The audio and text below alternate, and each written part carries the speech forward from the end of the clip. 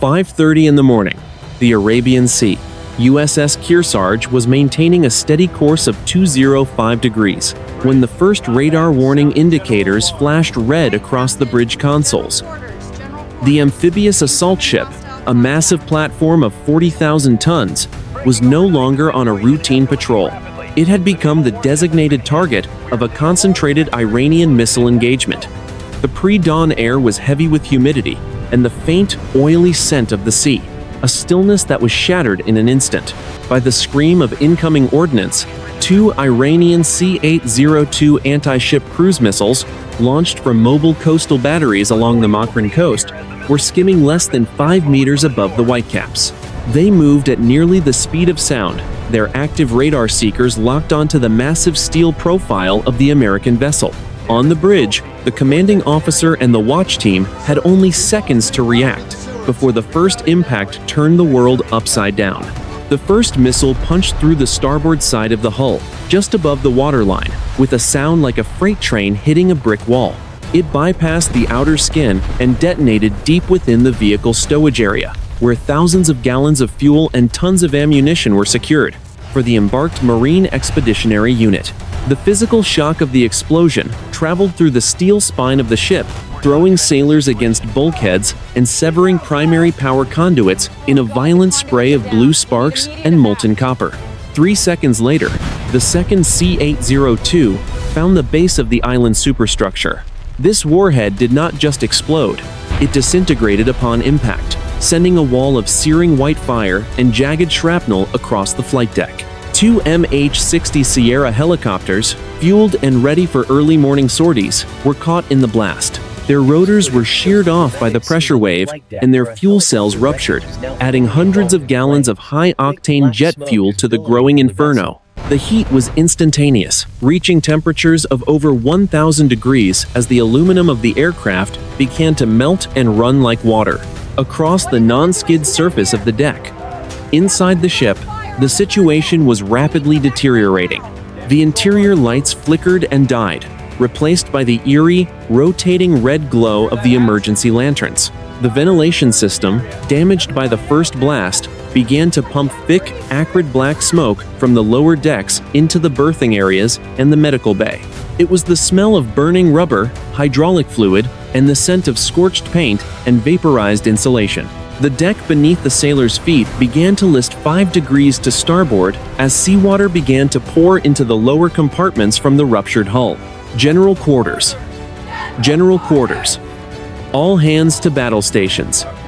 The call echoed through the internal communication system, though the electronic voice was distorted by the damage to the wiring. On every deck, the professional training of the United States Navy took over. Sailors who had been asleep seconds before were now sliding into their fire-retardant flash gear and heavy boots. Damage control party.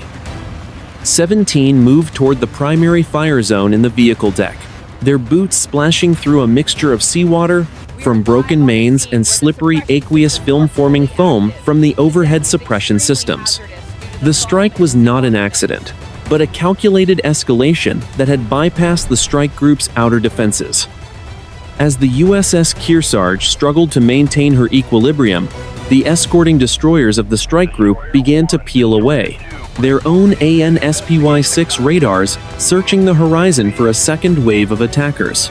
The Arabian Sea, usually a vital artery for global commerce, had been transformed into a kinetic kill zone. The ship was ablaze, her flight deck a graveyard of twisted aluminum and burning fuel, but she was still afloat. The struggle to save the ship and the lives of the more than 2,000 personnel on board had only just begun. 5:45 in the morning.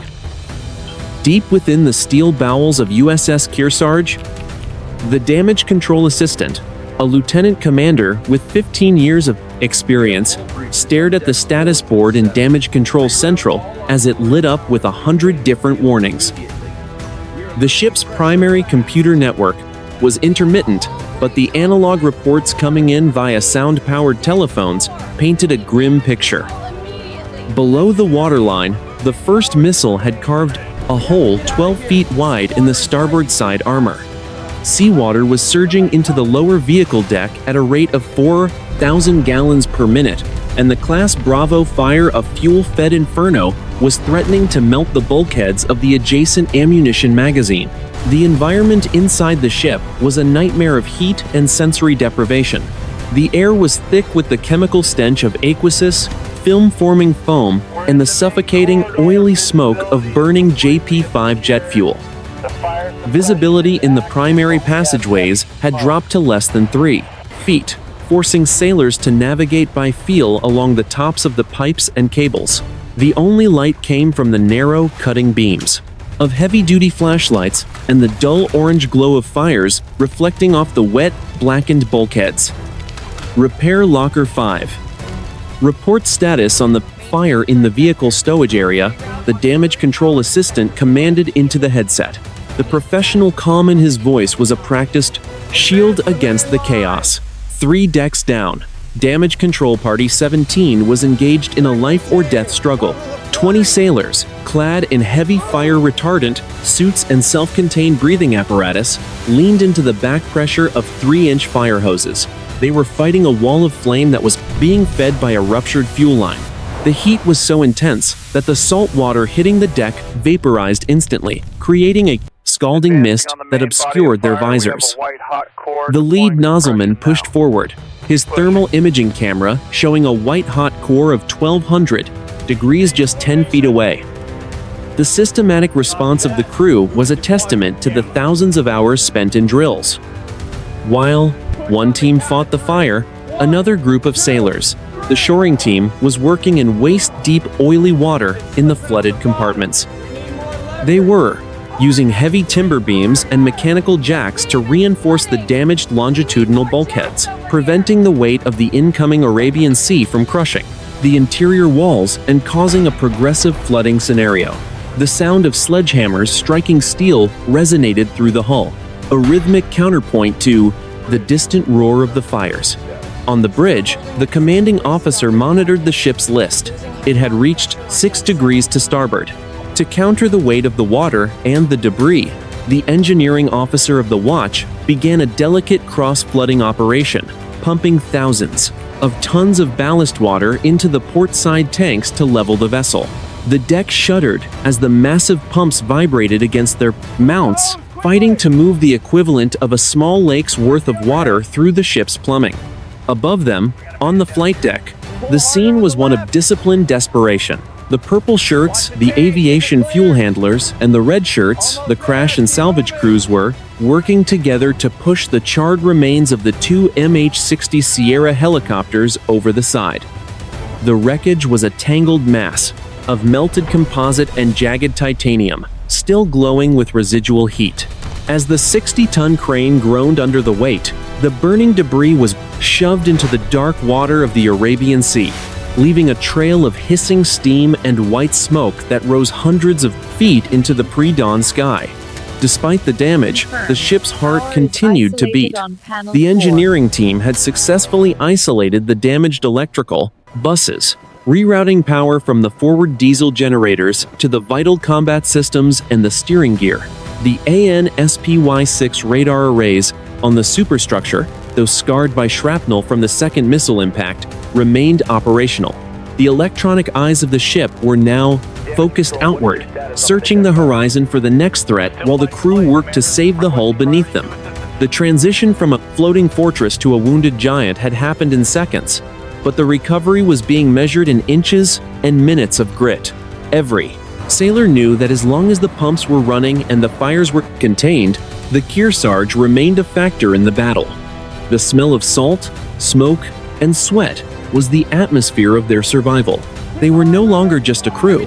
They were a singular organism fighting to stay alive in a world of fire and iron. 6 in the morning.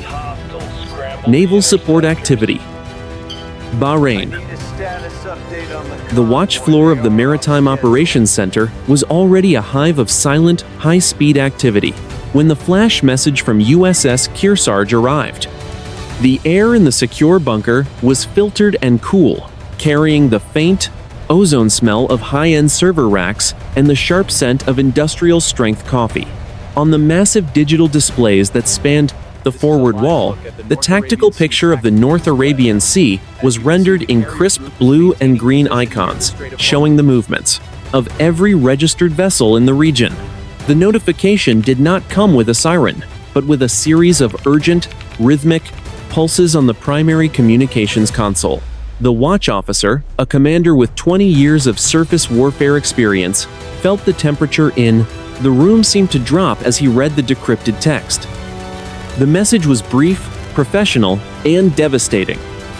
USS Kearsarge, LHD-3, struck by 2 cruise missiles at latitude 24 degrees 42 minutes north, longitude 58 degrees 15 minutes east. Casualties were confirmed. Fire was not yet under control. Flash message received. The Kearsarge has been hit, the commander announced, his voice cutting through the low murmur of the room like a blade.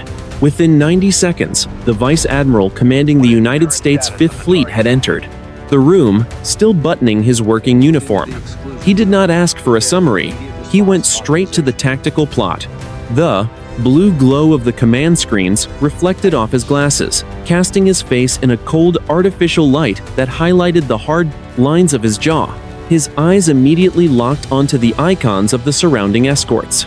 The destroyer, DDG-81, USS Winston, S. Churchill, and the cruiser CG-73, USS Port Royal.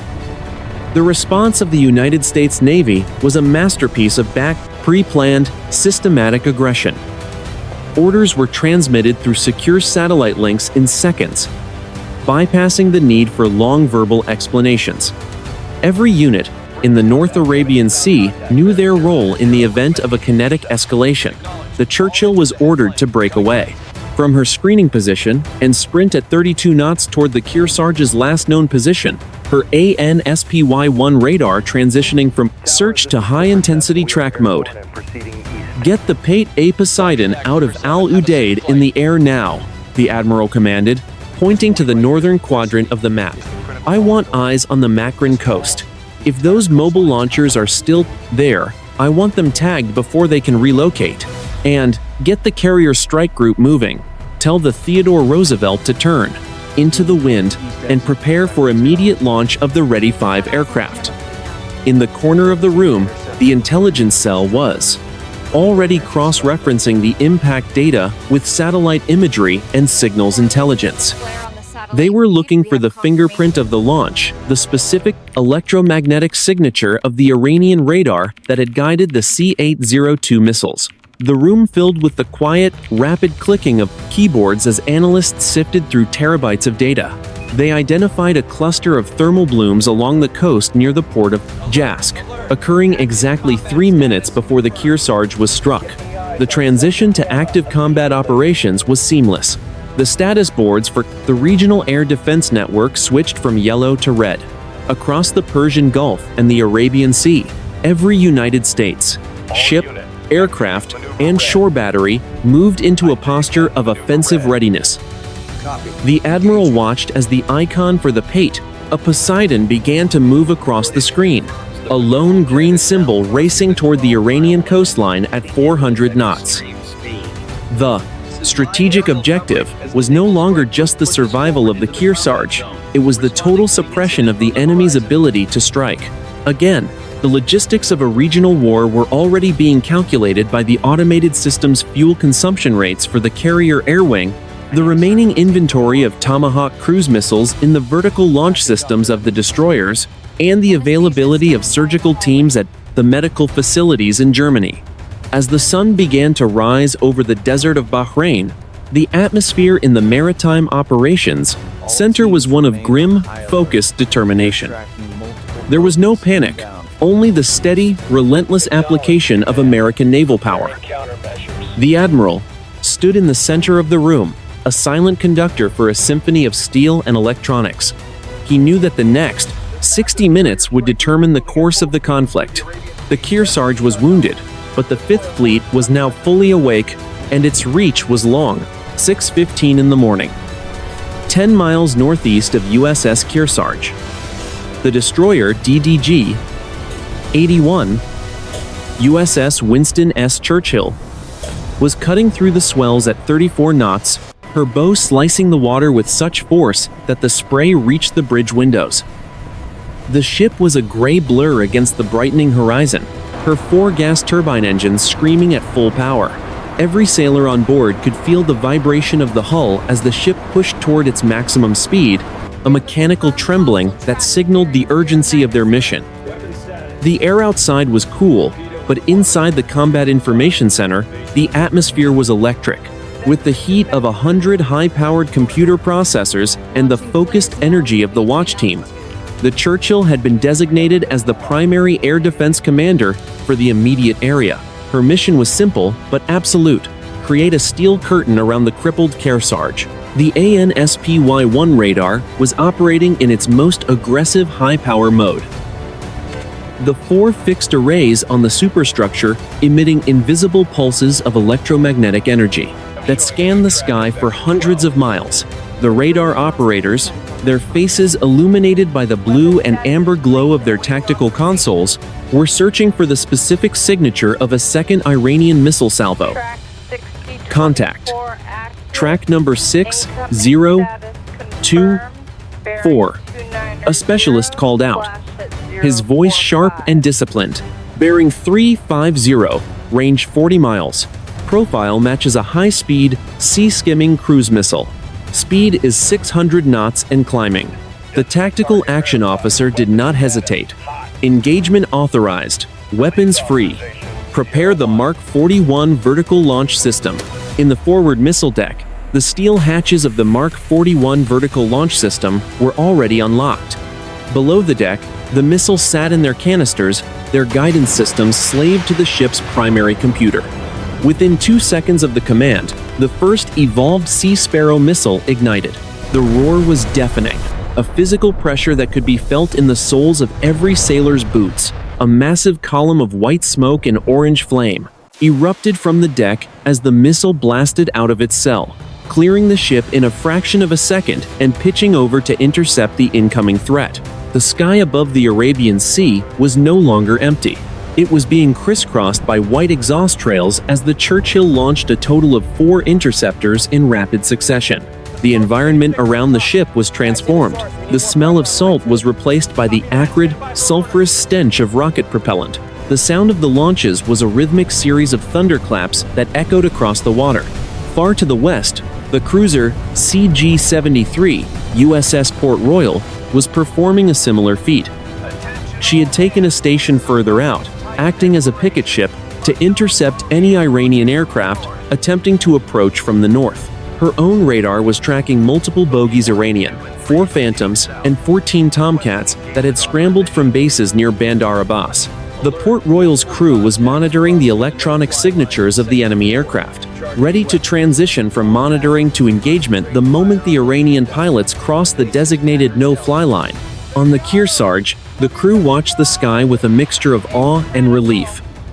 They could see the white streaks of the Churchill's missiles arching into the distance, followed moments later by the silent, brilliant flashes of successful intercepts on the horizon.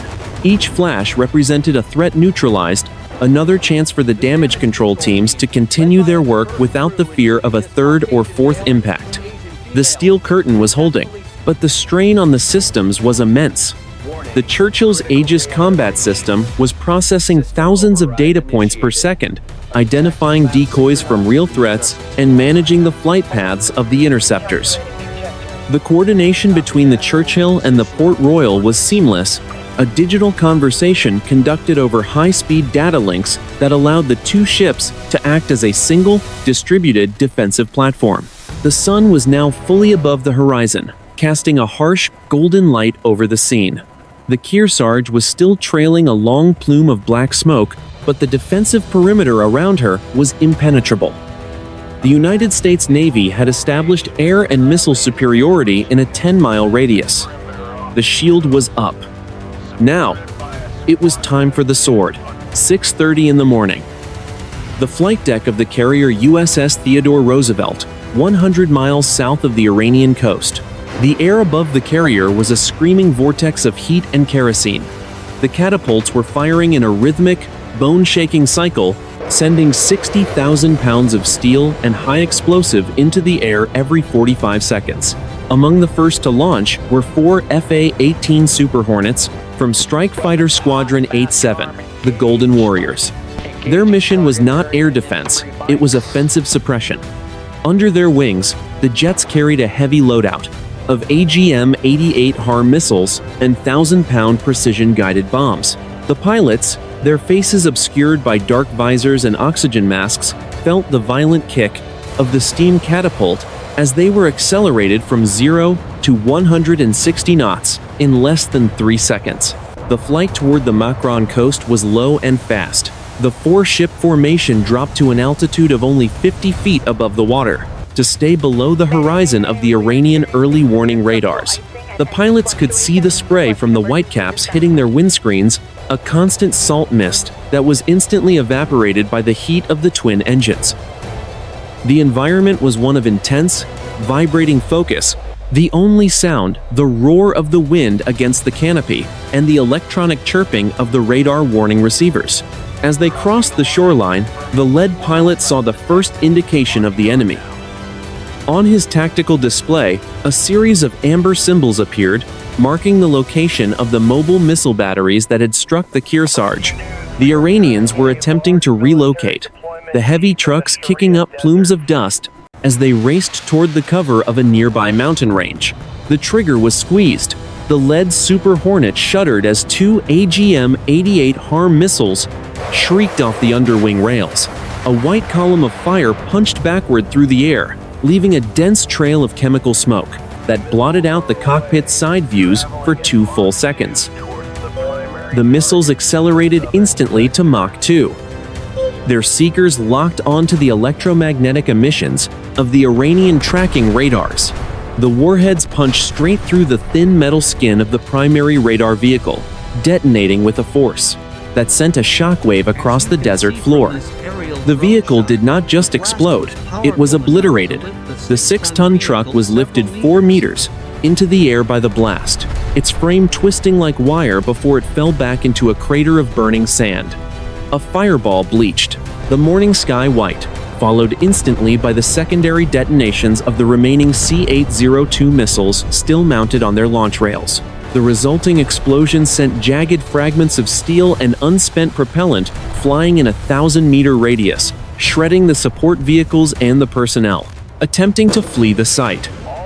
The defending side reacted instantly. From a hidden position behind a ridgeline, an Iranian HQ-9 surface-to-air missile battery opened fire. A streak of white light split the darkness of the mountain shadows as the interceptor climbed toward the American jets. The lead pilot kicked the rudder hard left, wrenching the nose of the FA-18 away from the incoming threat while punching out. A cloud of magnesium flares. The heat-seeking missile bit on the lure, detonating 50 meters behind the jet's tail. The blast wave threw the aircraft into a violent roll, the pilot's head snapping against the seat restraint as the pressure compressed his chest. Black smoke rose in a towering column over the Iranian coastline, marking the grave of the battery that had wounded the Kearsarge. The silence of the desert was gone, replaced by the crackling of secondary fires and the distant, fading roar of the American engines. The first phase of the counterstrike was complete. The eyes of the enemy coast had been put out, and the hunters were now searching for the rest of the pack. 6:45 in the morning. Along the rugged, sun-bleached cliffs of the Iranian coastline. The destruction of the primary radar site had left the remaining Iranian coastal batteries blind, but they were not yet neutralized. Spread out across 3 miles of jagged terrain, 4 more mobile launch vehicles were attempting to reach the deep concrete bunkers hidden within the mountains. The FA-18 Super Hornets, now joined by a second wave of EA-18 Gulf Growlers, began a systematic sweep of the sector.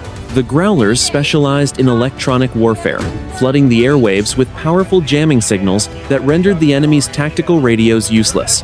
The Iranian crews were left in a state of digital isolation, unable to coordinate their retreat or receive orders from their command center in Bandar Abbas. The environment along the coast was a study in violent contrast. The turquoise waters of the Gulf of Oman lapped gently against the white sand, but just a few hundred meters inland, the ground was being torn apart by high-velocity metal. The smell of the sea was obliterated by the acrid stink of burnt high explosives and the oily smoke of diesel engines pushed beyond their limits. The second flight of Super Hornets rolled into their attack run. The pilot of the lead jet focused his targeting pod on a heavy transporter launcher hidden beneath a camouflage net in a dry riverbed. He depressed the weapon release button on his control stick. Two 1,000-pound GBU-32 Joint Direct Attack munitions detached from the pylons. The bombs fell silently for several seconds, their tail fins twitching as they steered themselves toward the laser-painted target. The impact was catastrophic. The first 1,000-pound bomb punched through the top of the launcher vehicle, its hardened casing driving deep into the engine block. Before the fuse detonated, the vehicle disappeared in a colossal eruption of orange fire and black soot.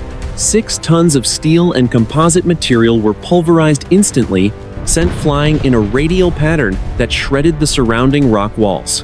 The secondary explosion of the stored C-802 missiles created a mushroom cloud of white chemical fire that rose 200 feet, the heat so intense it crystallized the sand into jagged glass. The defending ground crews tried to scatter. A nearby anti-aircraft gun, a twin-barreled 35mm system, opened fire in a desperate, unguided spray of tracers. The glowing red shells arched into the sky, but the American pilots were already pulling 6 Gs in a climbing turn, their flares creating a sparkling trail of decoys. One Iranian soldier, caught in the open, was thrown 10 meters by the overpressure of the blast, his uniform shredded by the supersonic shockwave.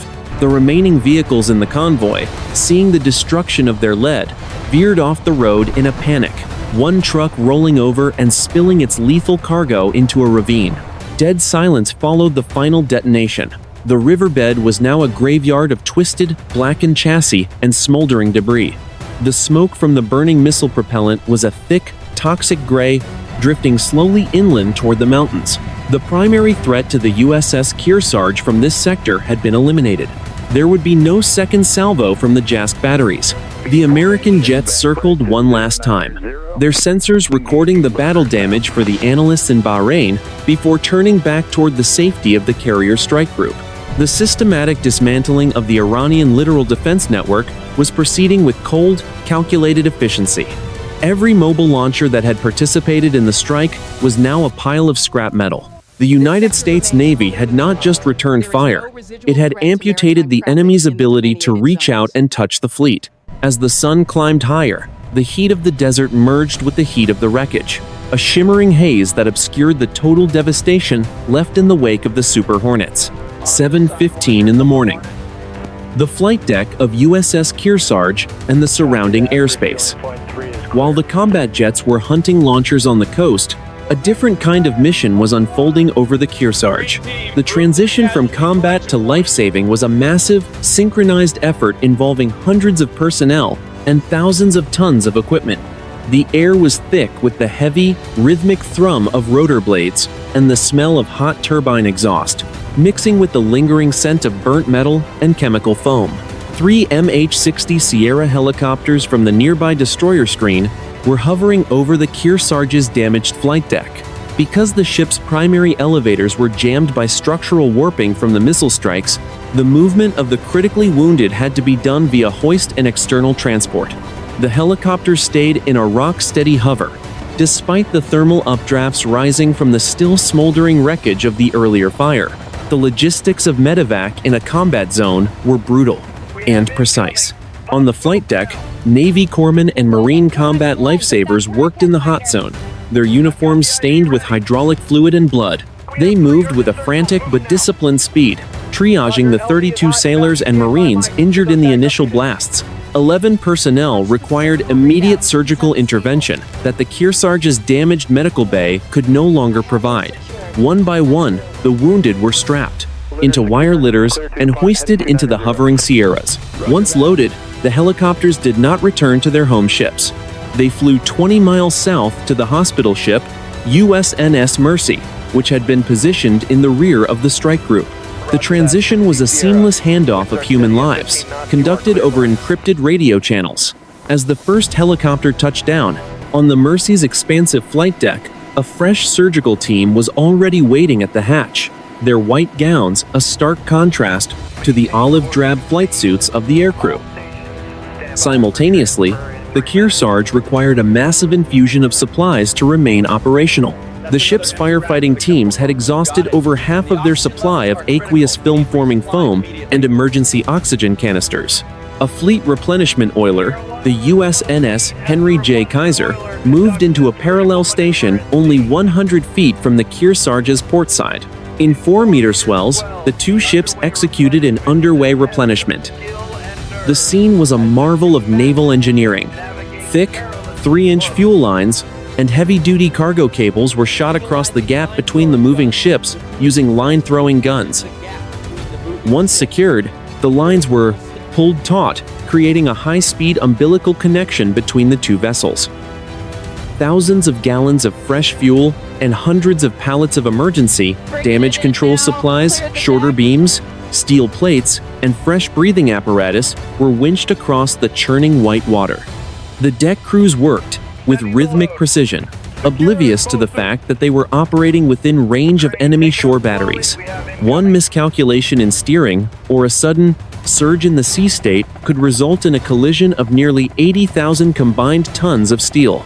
By 7:45, the Kearsarge had received the critical supplies needed to continue her survival.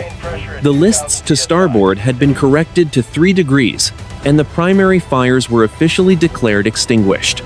The heavy lift of war, the moving of fuel, parts, and people had stabilized the patient.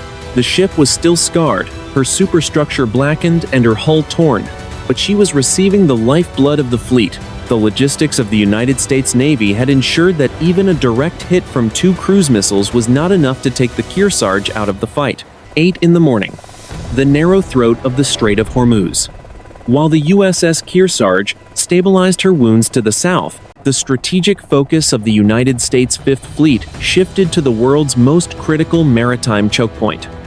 The Iranian missile strike had sent a shockwave through the global energy markets, and 35 commercial oil tankers were currently dead in the water, caught between the Iranian coast and the rocky outcrops of Oman. To prevent a total collapse of international trade, the United States Navy moved to establish a steel curtain, a corridor of absolute maritime and aerial dominance that would allow these vessels to exit the Persian Gulf under heavy escort. The destroyer DDG-51 class USS Mason and the cruiser CG-73 USS Port Royal took the lead. They were positioned at the narrowest point of the strait, where the shipping lanes are less than 2 miles wide. The environment was claustrophobic. The radar screens were cluttered with hundreds of small contacts, ranging from fishing dhows to high-speed Iranian Revolutionary Guard fast boats. The air was thick with the smell of diesel exhaust from the tankers and the shimmering heat haze rising off the barren, red rock mountains of the Musandam Peninsula. All commercial vessels. This is United States Navy warship on Channel 16.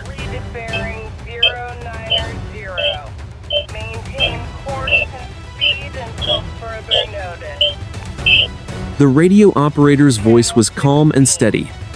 Form a single file line behind USS Mason. Maintain a speed of 15 knots. We are providing a protective corridor. Do not deviate from the designated lane. The response from the Iranians was immediate but asymmetrical. Instead of another missile salvo, dozens of fast attack craft, armed with heavy machine guns and short-range rocket launchers, began to swarm from the Iranian naval base at Bandar Abbas.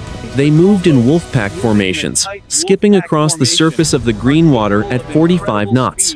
Their goal was not a direct engagement with the American destroyers, but to harass and intimidate the commercial tankers, attempting to force them to stop or turn back. The USS Mason did not wait for the gap to close. The commanding officer authorized the use of non-kinetic and warning measures. The ship's long-range acoustic devices began to emit ear-splitting, directional pulses of sound toward the lead fast boats, while the EA-18 Gulf Growlers overhead flooded the fast boats' handheld radios with white noise. When the Iranian vessels continued to close within 2,000 yards of the lead tanker, the Mason's crew shifted to the 5-inch 54 caliber Mark 45 lightweight gun. The sound of the 5-inch gun was a sharp, percussive crack that echoed off the cliffs of the strait. The crew fired 3 warning shots, the shells impacting the water, exactly 500 yards in front of the Iranian formation. The resulting geysers of white water rose 20 meters into the air, a clear physical boundary that the fast boats were not permitted to cross. Above the surface, the MH-60 Sierra helicopters from the Mason's flight deck hovered low, their door-mounted M240 machine guns manned and pointed, their presence a silent but unmistakable threat. The psychological battle for the Strait was intense. For 3 hours, the American warships sat in the center of the swarm, their weapon systems tracking every movement of the Iranian craft. The radar operators on the Port Royal monitored the coastal missile sites with the ANSPY-1 radar ready to initiate an immediate counter-battery strike if a single launcher was detected in the fire position. The discipline of the American sailors was the deciding factor. They held their fire, maintaining a posture of armed restraint that prevented a full-scale surface war while ensuring the safety of the tankers. By 11 in the morning, the first 10 tankers had cleared the strait and reached the open water of the Gulf of Oman. The steel curtain had held. As the massive vessels passed, the USS Mason, the merchant sailors on their decks could be seen waving at the American destroyer. The air in the Strait of Hormuz remained hot and tense, but the flow of oil continued. The United States Navy had demonstrated that despite the damage to the Kearsarge, its ability to control the most vital waters in the world remained absolute. 11 in the morning, the Maritime Operations Center, Naval Support Activity, Bahrain. The immediate kinetic crisis in the Strait of Hormuz had transitioned into a high-stakes intelligence and strategic postmortem. While the USS Kearsarge continued her slow transit south, protected by a ring of destroyers, the analysts in Bahrain were deconstructing the engagement with surgical precision. The air in the secure facility remained cool and filtered, but the tension had shifted from the adrenaline of combat to the cold, calculated focus of electronic warfare assessment. On the central digital display, a high-resolution playback of the missile engagement was being looped. The data, pulled from the Aegis combat systems of the USS Winston S. Churchill, and the sensors on the Kearsarge herself, showed the flight paths of the Iranian C-802 missiles as jagged red lines. To a layperson, it looked like a simple attack. To the naval intelligence officers, it was a complex puzzle of frequency hopping, radar cross-sections, and terminal guidance logic. The telemetry confirms it. A senior intelligence analyst reported to the vice admiral. These weren't standard export models. The terminal seeker logic on the 2 rounds that hit the Kearsarge showed a significant upgrade in electronic countermeasures. They ignored the decoy flares and the active jamming from the ship's primary electronic warfare suite. They were specifically programmed to recognize the signature of a Wasp-class amphibious assault ship. The C-802, a turbojet-powered cruise missile, had long been a staple of the Iranian coastal defense inventory. However, this specific engagement revealed a terrifying evolution in its capability. The missiles had executed a complex, multi-axis maneuver in the final 5 kilometers of flight, diving to within 3 meters of the wavetops too low for some of the older radar systems, to maintain a consistent lock against the clutter of the sea spray. The environment of the Arabian Sea, with its high humidity and temperature inversions, had created a ducting effect that the Iranian engineers had exploited to hide the missiles from the ship's horizon search sensors until the very last moment. The strategic assessment also focused on the failure of the initial defense. The United States Navy pride was on the line. The admiral reviewed the logs of the close-in weapon system, or CIWS, the 20mm Gatling guns designed as a last-ditch defense. The logs showed that the system had engaged the second missile, but because of the high-speed maneuvers of the C-802, the burst had struck the missile's tail rather than the warhead. This had altered the flight path enough to prevent a bridge hit, but not enough to stop the impact against the island superstructure. The takeaway is clear, the admiral noted, his voice echoing in the quiet room. Our current soft kill measures the chaff and the jamming are being outpaced by their seeker upgrades. We need to accelerate the deployment of the SAWIP Block 3 electronic warfare suites across the entire 5th Fleet. If we had been facing a salvo of 20 instead of 2, the Churchill's interceptors might have been overwhelmed.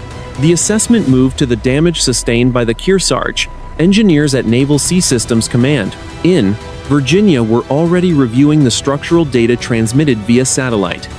The first missile had penetrated the hull at an angle that bypassed the primary armored belt, a vulnerability that would now be addressed in future ship designs. The fire on the vehicle deck had been exacerbated by the storage of lithium-ion batteries for the Marine Corps' new tactical drones, a logistics detail that would lead to an immediate fleet-wide safety stand-down, and a revision of storage protocols. Despite the tactical surprises, the strategic conclusion was a validation of American naval doctrine.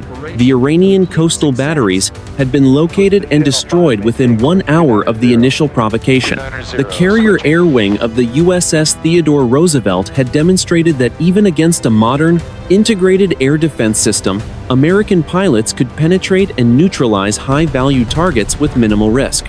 The kill chain, the process of finding, fixing, and finishing the enemy, had functioned at a speed that the Iranian Revolutionary Guard could not match. As the meeting concluded, the admiral stared at the final slide of the presentation, a satellite photo of the Iranian launch site, now nothing but a collection of blackened craters in the sand. The message to the region was unambiguous. The United States Navy could take a hit, absorb the damage, and return fire with a devastating, systematic precision that removed the threat from the map. The strategic objective of maintaining the freedom of navigation had been upheld, but the cost was a sobering reminder that in the modern era, the shield must be as evolved as the sword. 12 noon. The hospital bay of the USNS Mercy and the scorched decks of USS Kearsarge. The immediate roar of battle had faded, replaced by the sterile, clinical sounds of life support monitors and the rhythmic clanging of heavy steel as salvage crews began the grim work of cleaning the wreckage. On the USNS Mercy, the atmosphere was thick with the smell of antiseptic and the heavy, humid heat of the recovery wards. The 11 critically injured sailors and Marines from the Kearsarge were now stabilized, but the cost of the morning's engagement was visible in every row of beds. The medical report, written in the dry, professional language of the Navy, listed the human toll. 6 personnel were confirmed killed in action. They had been in the vehicle's stowage area and on the flight deck at the moment of impact, caught in the initial 1,000-degree fireball that followed the detonation of the C-802 warheads. Their remains, recovered by their shipmates under the cooling mist of fire hoses, were now being prepared for transport back to the United States. They would return home under the shadow of a flag, their names added to the long roll of those who had died in the service of the Arabian Sea. On the Kearsarge, physical damage was being inventoried with the same systematic precision. The 2-meter-wide hole in the starboard hull was a jagged testament to the power of the Iranian cruise missile. Below the waterline, 2 auxiliary machinery rooms remained flooded, and the weight of the sea had buckled the steel of 3 longitudinal bulkheads. The ship's primary aircraft elevator was a total loss, its massive lifting cables severed and fused to the guide rails by the heat of the JP-5 fire. In total, 4 aircraft, 2 MH-60 Sierra helicopters, and 2 F-35 Bravo stealth fighters had been destroyed or rendered beyond repair by shrapnel and thermal damage. The air on the flight deck still carried the acrid, lingering stink of burnt composite and chemical foam.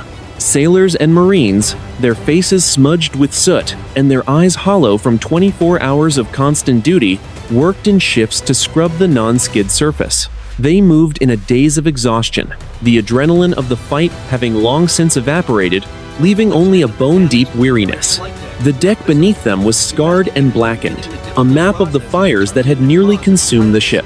"We lost good people today," the commanding officer said during a brief address to the crew over the ship's internal communication system.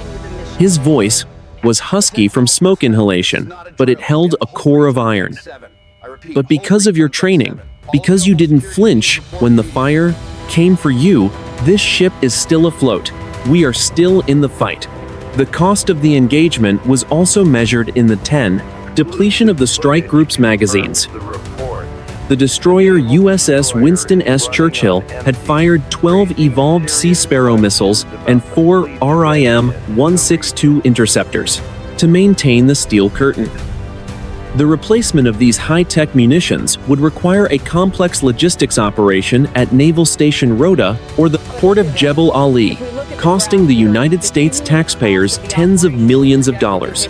The economic price of a single hour of combat was staggering.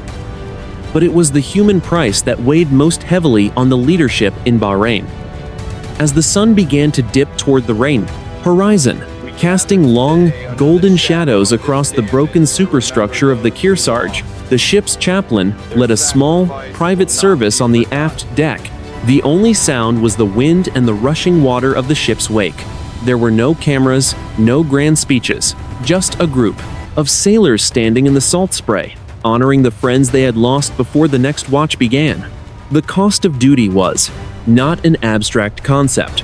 It was the smell of the hospital ward, the sight of the empty racks in the berthing areas, and the blackened steel of a ship that had refused to sink. The United States Navy had held the line, but the line had left its mark on every soul on board. The Kearsarge would eventually be repaired, the holes patched, and the electronics replaced, but the memory of 5:30 in the morning would remain etched into the steel of her hull forever. 2 in the afternoon. The White House briefing room and the United Nations Security Council. The physical fires in the Arabian Sea were being replaced by the political firestorm in the world's capitals. The air in the White House briefing room was thick with the tension of a superpower moving toward a general war footing. The press secretary, standing before a backdrop of the American flag, spoke in the measured, rhythmic tones of a government preparing for escalation. Every word had been scrubbed by the National Security Council to ensure maximum diplomatic pressure while leaving the door open for a final, devastating kinetic response. The unprovoked attack on USS Kearsarge by Iranian state actors is an act of international piracy and a direct violation of the United Nations Charter, the Secretary announced. The United States will not permit the flow of global commerce to be held hostage by a regime that targets naval personnel and innocent commercial shipping with indiscriminate violence. Behind the scenes, the geopolitical fallout was being managed through a series of secure, high-priority cables. The United States government issued a formal red line warning through the Swiss embassy in Tehran. The message was unambiguous. Any further movement of mobile missile batteries toward the coastline or any activation of long-range radar systems would be met with the total destruction of the Iranian integrated air defense network. To reinforce this message, the Secretary of Defense ordered the immediate deployment of the USS Gerald R. Ford carrier strike group from the Mediterranean toward the North Arabian Sea. This would place 3 American aircraft carriers, the Roosevelt, the Ford, and the Kearsarge's accompanying amphibious group within striking distance of the Iranian mainland. On the digital maps in every embassy from London to Beijing, the movement of these carrier groups appeared as massive blue blocks, shifting the strategic balance of the entire Middle East in a matter of hours. In New York, the United Nations Security Council met in an emergency session.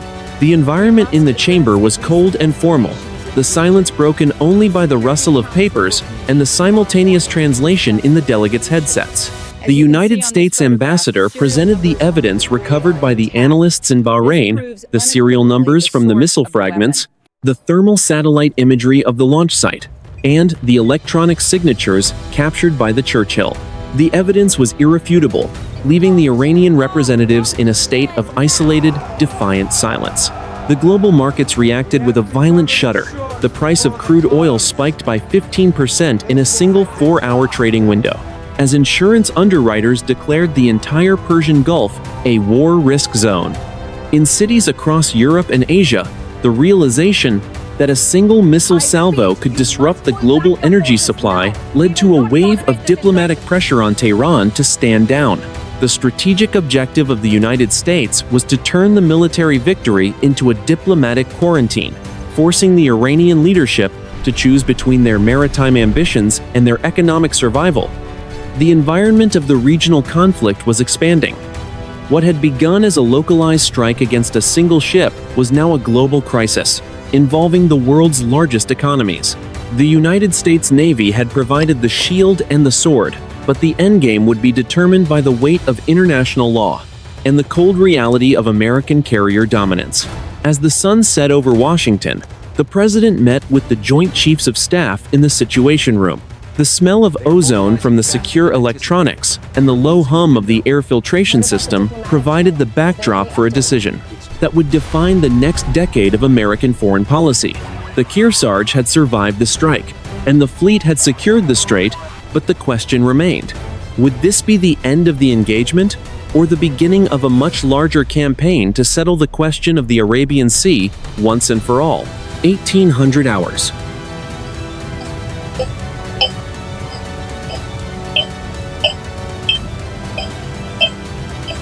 "100 miles south of the Makran coast,